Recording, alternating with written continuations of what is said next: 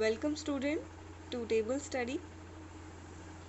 Welcome student to table study. Here I am going to start the chapter 1 political science class 11 part 2.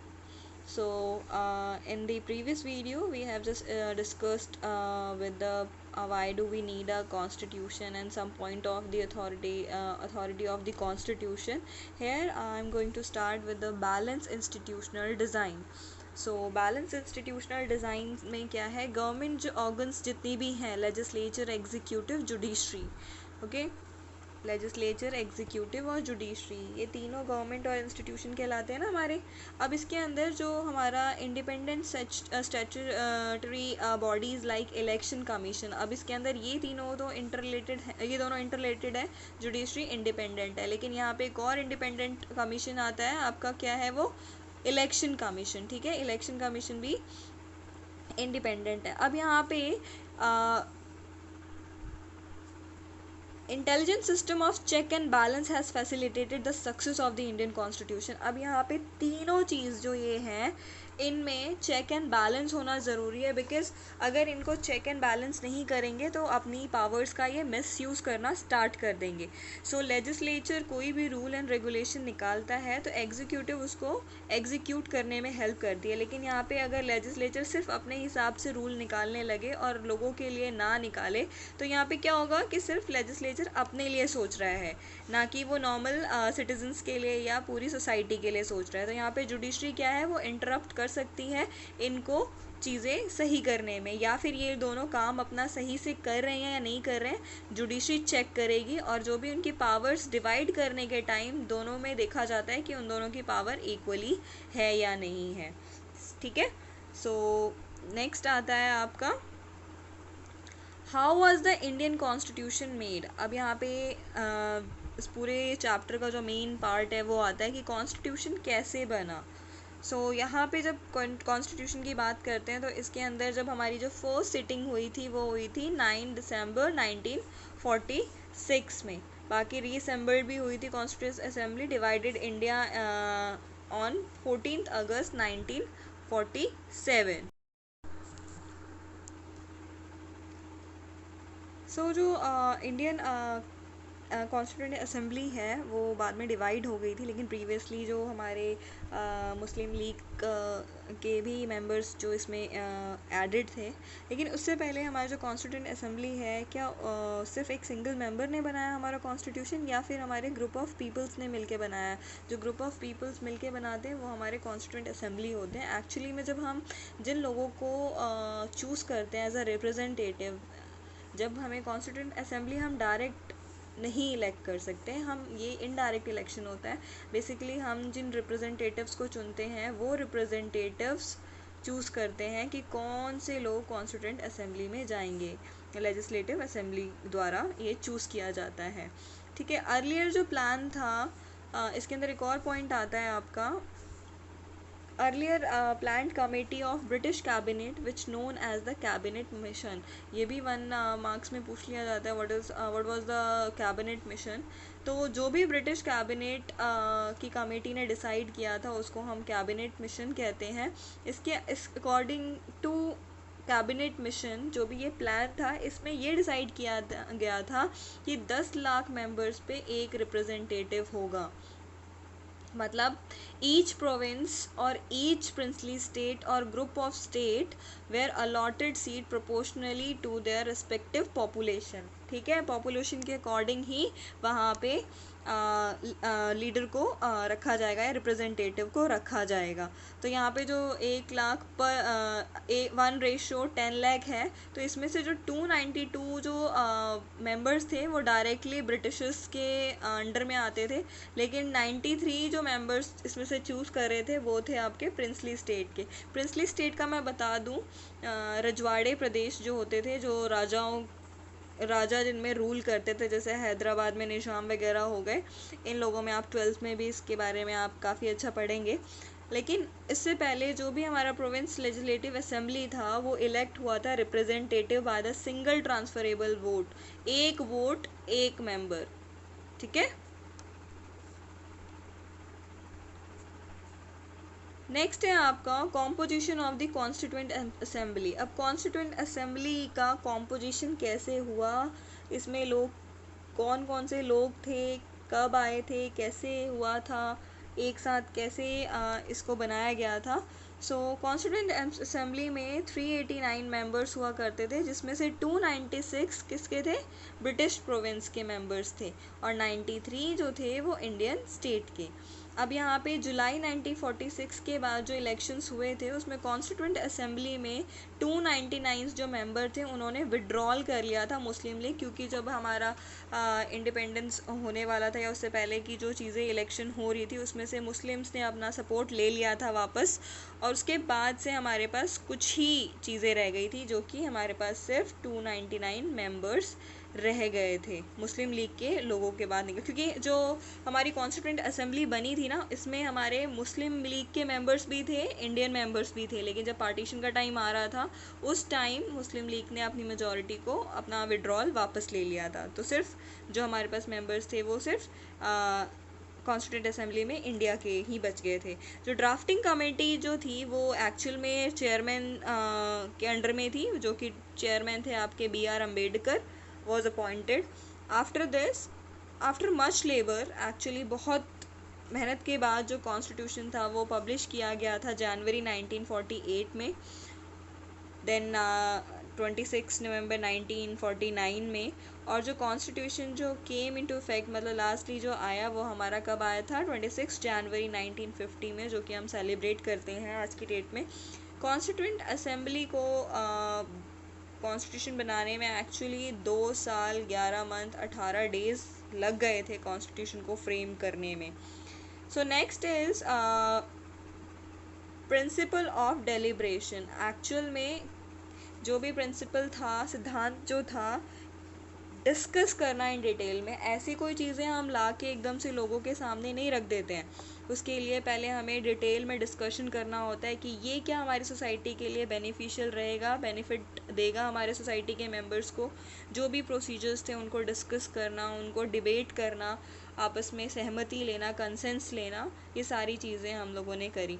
So it comes before the procedure it adopted to frame the constitution and the value its member brought to the their deliberation। अब यहाँ पे क्या हुआ कि जितने भी procedures जो हुए थे अडॉप्ट किए गए थे फ्रेम करने के लिए कॉन्स्टिट्यूशन को, उनकी वैल्यूज़, ठीक है, वो डिस्कस की गई।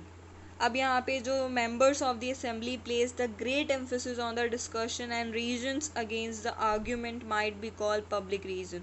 अब यहाँ पे डिस्कशन क्यों हो रहा है, इतना ज़्यादा डिस्कशन इसलिए हो रहा है क्योंकि यहाँ पे कौन रीज़न है, पब्लिक।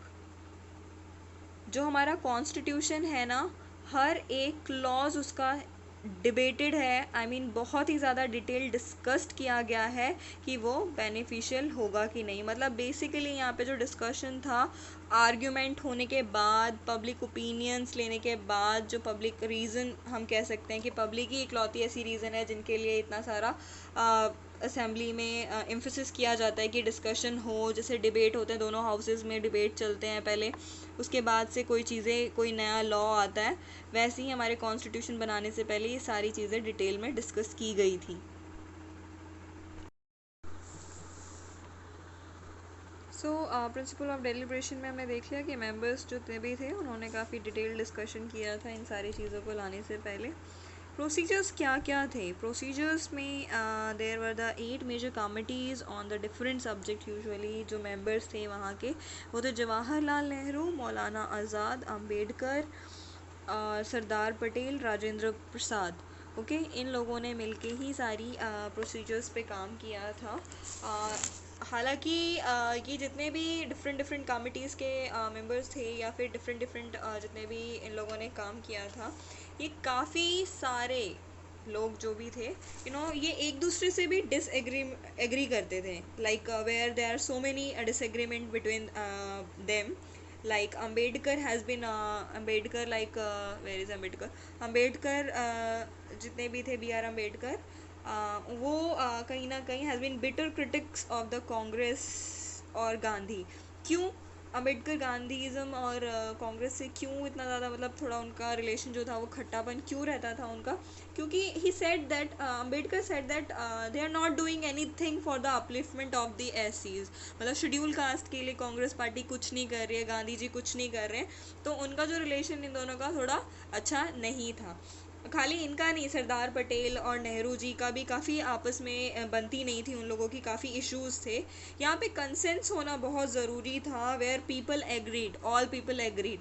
तो इन लोगों ने काफ़ी सारी चीज़ें करी और आपस में सहमति देखी चीज़ों को लाने के लिए, और उसके बाद चीज़ें आई, मतलब आपस में ही इन लोगों ने एक दूसरे को डिस एग्रीमेंट किया, लेकिन बाद में चीज़ें जो फाइनली कंसेंस में आई, जिसमें लोगों की रजामंदी हुई, वो चीज़ें लास्ट में बनी।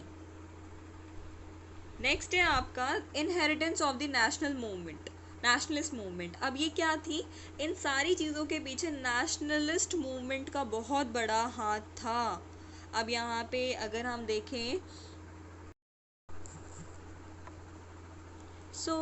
इसके अंदर एक पॉइंट आता है ऑब्जेक्टिव रेजोल्यूशन। अब ऑब्जेक्टिव रेजोल्यूशन क्या था एक्चुअल में, ऐसा रेजोल्यूशन जो डिफाइन करता था aim of the assembly, assembly जो बनाई गई थी उसमें क्या एम रखा गया था, ऑब्जेक्टिव क्या थे उस असेंबली के। सो ऑब्जेक्टिव रेजोल्यूशन जो बनाया गया था उसमें जवाहरलाल नेहरू ने काफ़ी ज़्यादा हेल्प करी थी, आई मीन मूव करने में, या एक्सप्रेशंस प्रोवाइड करे थे, ideals and aspiration of the people of India, उनके लिए ही सारी चीज़ें रखी गई थी। Constituent assembly was giving a concrete shape of the form to the principle and the inherent from the nationalist movement. जितने भी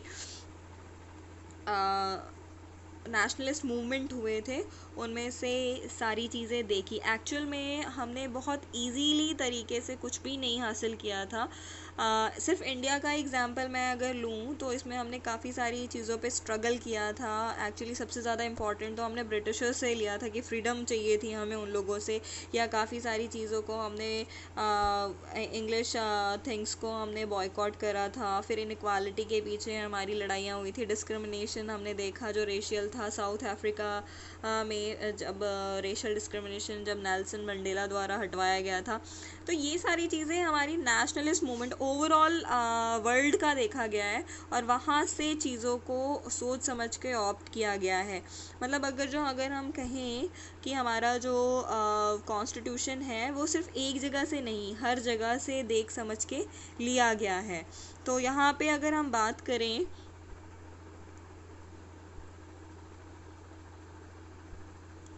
कि काफ़ी स्ट्रगल होने के बाद, नेशनलिस्ट मूवमेंट होने के बाद ही हमने चीज़ों को रखा है। नेक्स्ट आता है आपका इंस्टीट्यूशनल अरेंजमेंट।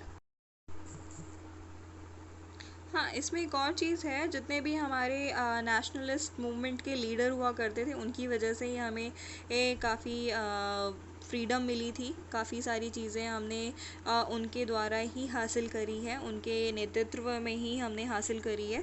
नेक्स्ट आता है आपका इंस्टीट्यूशनल अरेंजमेंट। अब इंस्टीट्यूशनल अरेंजमेंट होना बहुत ज़रूरी है, क्योंकि ये basic principle that government must be democratic and committed to the welfare of the people, right. जो मैंने आपको पहले वाले पॉइंट में बताया था कि जो मेन इंस्टीट्यूशन है गवर्नमेंट के, लेजिस्लेचर, एग्जीक्यूटिव और जुडिशरी, इनका जो आपस में तालमेल होना ज़रूरी है, आपस में इनको देखना ज़रूरी है। दैट मीन्स लेजिस्लेटिव के पास ही अगर हम सारी पावर दे दें तो एग्जीक्यूटिव और जुडिशरी के पास कुछ नहीं रह जाता।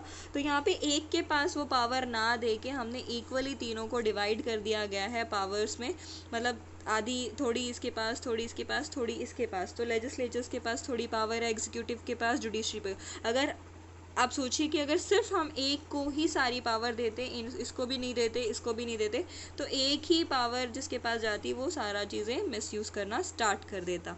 सो यहाँ पे जो भी गलत करेगा उस पर जुडिशरी देखेगा कि क्या है क्या नहीं है, आइज़ जो है कि कानून के आगे।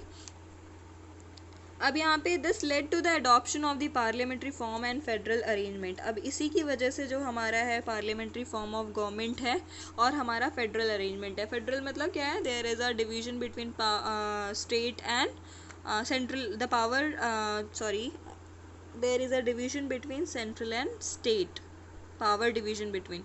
सो distribution of power institution like one hand executive, यहाँ पे जैसे मैंने अभी आपको एग्जांपल लेके बताया, कि एक हाथ में एग्जीक्यूटिव लेजिस्लेटिव के हाथ में पावर है, दूसरे हाथ में आपके सेंट्रल और स्टेट के पास पावर है। चेक एंड बैलेंस करते रहना गवर्नमेंट के अरेंजमेंट को, किसी एक को ही पावर सारी दे के उसको ही सारी पावर दे दी जाए और दूसरों के पास कोई पावर ना रहे। इसीलिए इक्वली डिस्ट्रीब्यूशन ऑफ पावर होना चाहिए, बैलेंस होना चाहिए गवर्नमेंट का।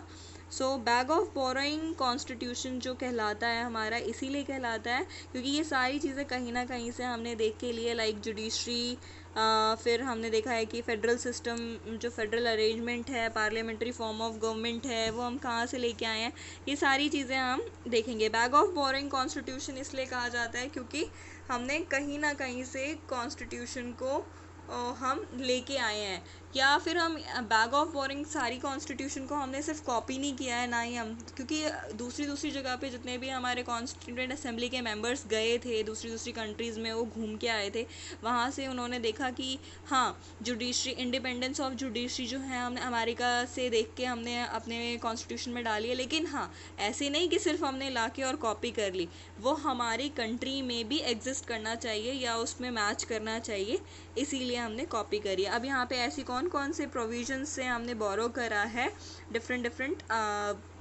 कंट्री से ऑप्ट किया है हमने कॉन्स्टिट्यूशन के प्रोविजंस।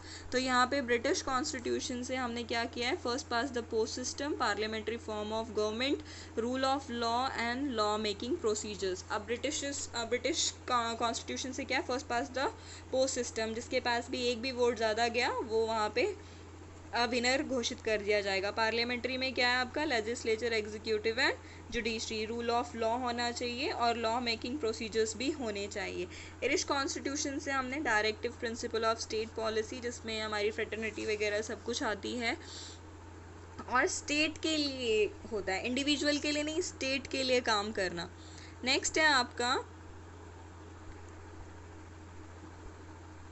French constitution. अब फ्रेंच कॉन्स्टिट्यूशन से हमने क्या लिया है, principle of liberty, equality and fraternity. अब फ्रेंच रेवोल्यूशन आपने देखा होगा, वहाँ से हमने ये सारी चीज़ें सीखी थी ना, फ्रीडम चाहिए, इक्वालिटी चाहिए और ब्रदरहुड चाहिए।